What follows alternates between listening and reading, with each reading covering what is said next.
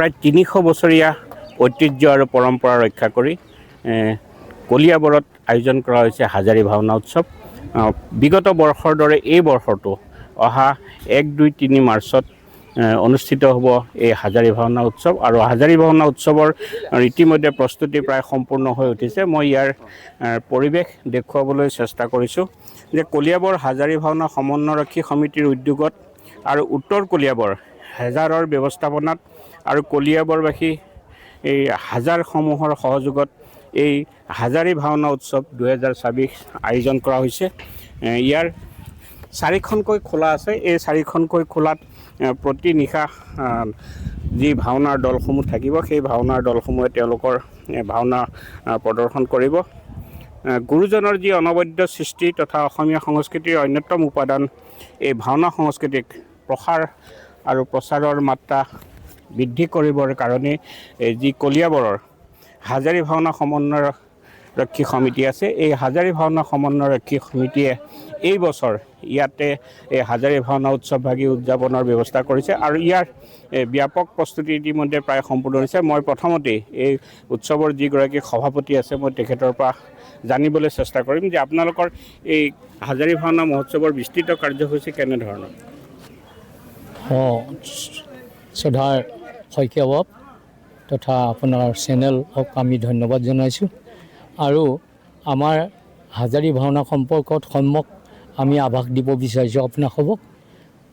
হাটবৰত যেতিয়া হাজাৰী ভাওনা উৎসৱ পালন কৰিবলৈ ওলাইছিলে তেতিয়া কলিয়াবৰৰ বিদ্যমান ব্যক্তিসকলে চিন্তা চৰ্চা কৰিলে যে আমি এখন কলিয়াবৰ ভিত্তিত হাজাৰী সমন্বয়ৰক্ষী কমিটি গঠন কৰা উচিত। আৰু সেই সূত্ৰেই তেতিয়াৰ পৰা সেইটো গৃহীত হৈছিলে আৰু তেতিয়াৰ পৰাই দুবছৰৰ অন্তৰে ৮খন হাজাৰত এই ভাওনা ভাগ চলি থাকিব এই কথাটো সিদ্ধান্ত লোৱা হৈছিলে। আৰু ২ নম্বৰ হাটবাৰৰ পিছতে আমাৰ ২ নম্বৰত কলিয়াবৰ উত্তৰ কলিয়াবৰ হাজাৰত আমাৰ ভাগ পৰিছিলে। আৰু আমি সেই অনুপাতেই আজি হাজাৰী ভাওনা অনুষ্ঠিত কৰিবলৈ যথেষ্ট আগবাঢ়ি আহিছোঁ। আৰু ইয়াতো আমাৰ প্ৰায় ২৪খন গাঁও আমাৰ উত্তৰ কলিয়াবৰ হাজাৰত, এইটো উত্তৰ কলিয়াবৰ বুলি নহয়, কলিয়াবৰৰ এইটো সৰ্ববৃহৎ হাজাৰ বুলি পেলাই পৰিগণিত হৈ আছে। গতিকে আপোনালোকক সেইটো জ্ঞাত কৰিলোঁ। আৰু এই উত্তৰ কলিয়াবৰ হাজাৰে আমি যি ভাওনা কৰিবলৈ ওলাইছোঁ ইয়াত 7খন হাজাৰে আমাক সহযোগিতা আগবঢ়াইছে। আমি তেখেতসকললৈ আন্তৰিক ধন্যবাদ জ্ঞাপন কৰিছোঁ। আৰু অহা ১ তাৰিখে হ'ল গন্ধৰ্ব বাদন, ২ তাৰিখে হ'ল প্ৰথম ভাওনা, ৩ তাৰিখ হ'ল দ্বিতীয় ভাওনাখন, দ্বিতীয় দিনৰ খলাৰ ভাওনা হ'ব। অৰ্থাৎ সৰ্বমুঠ 8খন ভাওনা আমাৰ ইয়াত অনুষ্ঠিত হ'ব। এই অনুষ্ঠিত হোৱাত আমি কিমান কৃতকাৰ্যত হওঁ সেইখিনি আপোনালোকৰ পৰীক্ষাৰ প্ৰাৰ্থনীয় হ'ব। অৰ্থাৎ আপোনালোকৰ চেনেলৰ আৰু আমাৰ ৰাইজৰ দৰ্শকৰ এইটো তেখেতবিলাকে আমাক হেৰি কৰিব। কিন্তু আমি আশা ৰাখিছোঁ যে আমি সৰ্বাংগ সুন্দৰভাৱে আমি এই অনুষ্ঠানভাগ সাফল্যমণ্ডিত কৰিবলৈ অহোপুৰুষাৰ্থ চেষ্টা কৰিছোঁ। হয়, নিশ্চয়কৈ ক'ব লাগিব যে উদ্যোক্তা সমিতিয়ে ইতিমধ্যে জানিবলৈ দিছে যে তেওঁলোকে এই হাজাৰী ভাওনা উৎসৱৰ প্ৰতিটো কাৰ্যসূচী সফল কৰি তুলিবৰ কাৰণে তেওঁলোকে প্ৰচেষ্টা হাতত লৈছে। এইটোৱে হৈছে হাজাৰী এই ভাওনাৰ স্থলীৰ মূল যি হাজাৰ মন্দিৰ, যি ইয়াতে এইটো স্থায়ী হয়। আৰু এই স্থায়ী মন্দিৰৰ তিনিও দিশে ইয়াতে 3খনকৈ অস্থায়ী খোলা নিৰ্মাণ কৰা হৈছে। আৰু এই অস্থায়ী খোলাসমূহতেই ভাওনা ইয়াতে প্ৰদৰ্শন হ'ব। গুৰুজনাৰ যি অপূৰ্ব সৃষ্টিৰ আজি এই ভাওনা লৈ পেলাই ব্যাপক ব্যস্ততা দেখিবলৈ পোৱা গৈছে। ইয়াত মহিলাসকলেও এনেধৰণে আহি পেলাই ইয়াত সহযোগিতা কৰিছে।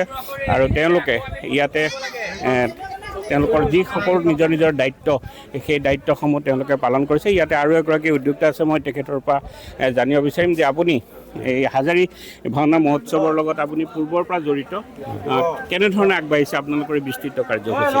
নমস্কাৰ। কলিয়াবৰ হাজাৰী ভাওনা 2026 1, 2, 3 মাৰ্চত উত্তৰ কলিয়াবৰ হাজাৰৰ ব্যৱস্থাপনাত পূবথৰীয়া স্থিত মিঠা আমৰ তলত এই কাৰ্যসূচী উলহ মালহেৰে পালন কৰাৰ আয়োজন কৰা হৈছে। ইতিমধ্যে আমাৰ আন্তঃগাঁথনিৰ কাম, খলাৰ কামসমূহ সম্পূৰ্ণভাৱে আগবাঢ়িছে। বিভিন্ন জেগাত আখৰাসমূহ চলি আছে। আমাৰ এতিয়া গোপিনীসকল আৰু ৰাইজ আহি ইয়াৰ পৰিৱেশ চাইছে। ইয়াৰ 2-এখন উপসমিতিৰ সভা সমিতি আছে, এইবিলাকত তেখেতসকল জড়িত হৈ আছে। আৰু আমি যিমান পাৰোঁ প্ৰভুৰ কৃপাত, কলীয়াবৰীয়া ৰাইজৰ আশীৰ্বাদত যিমানখিনি আগবাঢ়িব লাগে, কিছু যতি পৰিছে, তথাপিও আমি আশা ৰাখিছোঁ যে আগন্তুক 3 দিনৰ ভিতৰত ইয়াৰ যিখিনি কাম বাকী আছে সেইখিনি সম্পূৰ্ণ হৈ উঠিব। আৰু এই সুযোগতে আপোনালোকৰ জৰিয়তে আমি কলীয়াবৰৰ প্ৰবাসী যিসকল কলীয়াবৰীয়া আৰু অসমৰ বিভিন্ন ঠাইত থকা হাজাৰী ভাওনাৰ প্ৰতি আগ্ৰহ থকা সকলোৰে প্ৰতি আমি কৰজোৰে নিবেদন কৰিছোঁ যে আমি ব্যক্তিগতভাৱে তেখেতসকলক নিমন্ত্ৰণ দিয়াটো এইটো অসাধ্য হ'ব। গতিকে এই সুযোগ পাই আমি তেখেতসকলকো আমন্ত্ৰণ জনাইছোঁ। 1, 2 আৰু 3 মাৰ্চ তাৰিখে হ'ব লগা হাজাৰী ভাওনাত সকলো আহি আমাক আশীৰ্বাদ কৰিব। আৰু এই হাজাৰী ভাওনাৰ যি ইতিহাস আছে, এই ইতিহাসক আমি আগবঢ়াই নিয়াত তেখেতসকলে সাহস যোগাব। হয়, নিশ্চয়কৈ ক'ব লাগিব যে আমি ইতিমধ্যে আমি গোটেই বিস্তৃত ব্যাখ্যা আমি ইয়াৰ উদ্যোক্তা সমিতিৰ জৰিয়তে আমি অসমবাসী ৰাইজলৈ অৱগত কৰালোঁ যে ইতিমধ্যে প্ৰস্তুতি প্ৰায় সম্পূৰ্ণ ঘটিছে আৰু 1, 2, 3 তাৰিখে ইয়াতে হাজাৰী ভাওনা মহোৎসৱ উদযাপন হ'ব আৰু ইয়াকে লৈ বৰ্তমান ব্যাপক প্ৰস্তুতি ইতিমধ্যে প্ৰায় সম্পূৰ্ণ কৰি তুলিছে।